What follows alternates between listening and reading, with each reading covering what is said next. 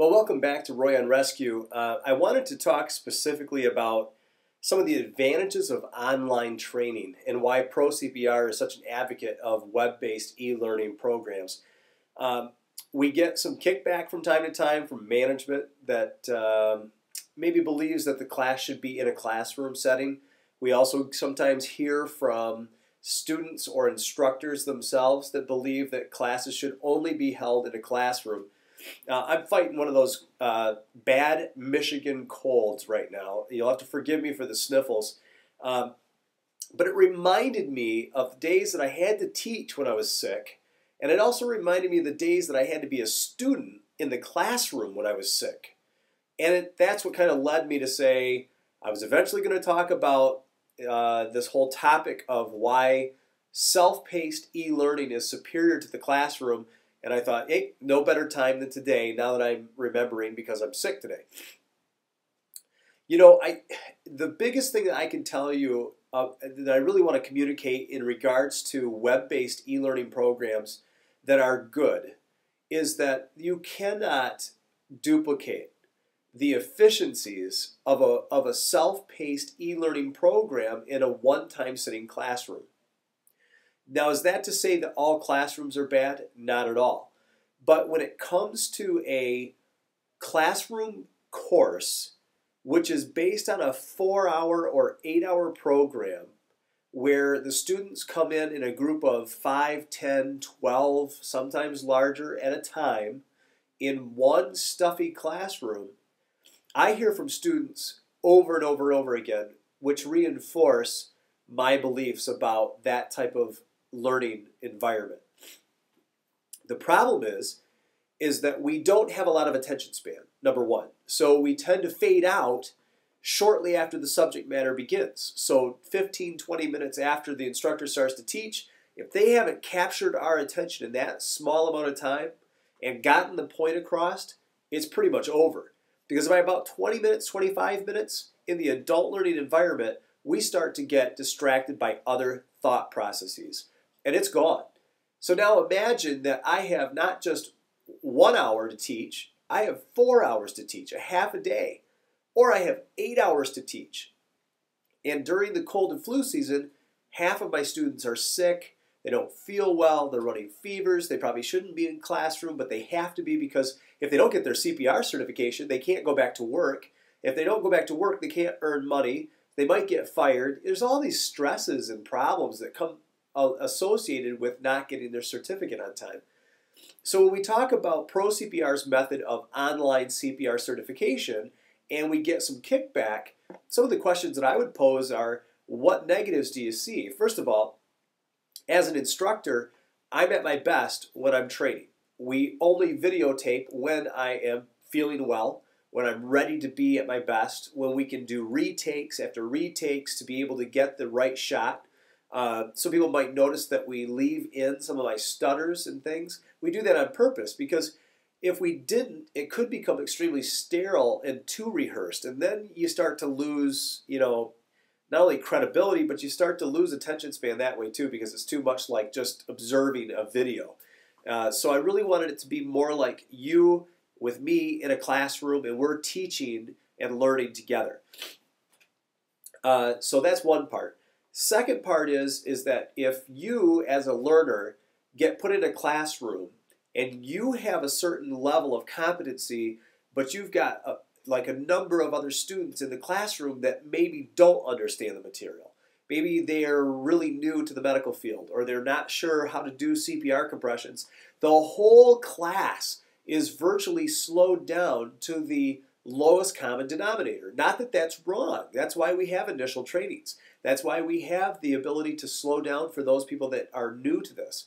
But my whole point is why would we be slowing the class down for seasoned professionals that really have the competency and all they have to do is demonstrate their competency, pass the test, and whew, they're out the door, they're recertified for 2 years, and they're ready to go. So we weren't really giving them the advantages that they needed. So in a blended learning CPR program online, you get the best of both worlds. You can virtually just go to the course, whenever it's convenient for you, the learner.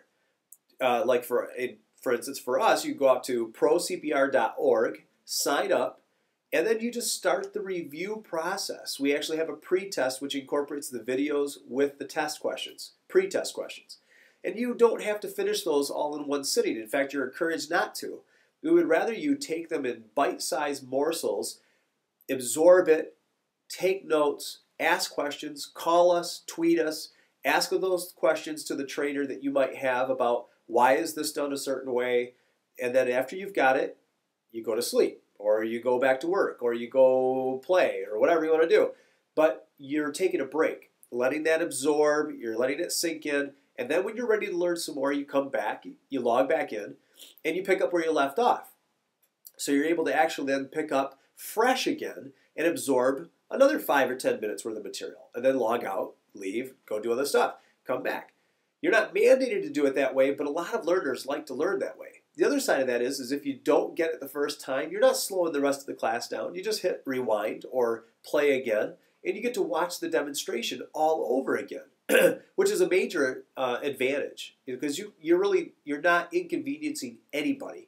That's what the whole process is built for, so that you can learn at your own pace in an environment that's best for you. We all wear bunny slippers around here. Let's see if I got my bunny slippers. Hold on. Grab them for you. We all bought bunny slippers for the office because our motto is we're the only CPR accredited training course where you can get certified in your bunny slippers. We also encourage you to drink your favorite beverage of choice. Coffee happens to be one of mine, although tea is going to be on the menu while I'm fighting this cold. The whole idea is be in your comfort zone where you learn best. I mean, we're talking about cardiopulmonary resuscitation, the skills that can literally save someone's life if you put them into action fast and well. And yet, traditional classrooms tend to break that. Although I was a traditional instructor for a long time, we didn't have the e-learning processes at hand back then. Why would we not be focusing on the delivery mechanism that allows people to learn best, most comfortably, and absorb over time? It just doesn't make sense to me. So in my opinion, blended learning is just an optimal environment for learning how to do CPR. Once you've gone through all the review, then you sit for the test. No pressure, no one waiting for you.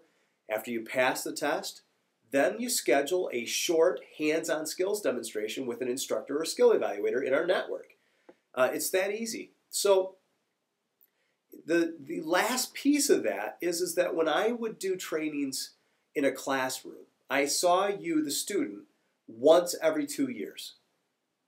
That was it.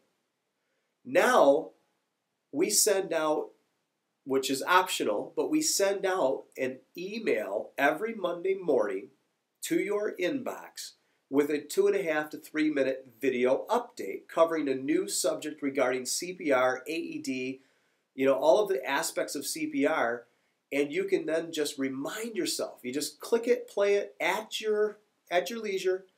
You're stuck in traffic, you're checking your emails, you click on it, you can watch it, and it helps update you and keep the stuff that usually falls away over time, 2 to 3 weeks after the class.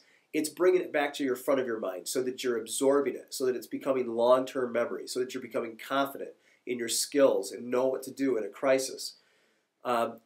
Technology is allowing us to do that. Then we send you out reminders before you expire. So there's so many neat things that this web technology is allowing us to do. Stay in communication. It's just fantastic. So that's why I think blended learning is the best way to go. I hope you do too, and we'll talk to you next time.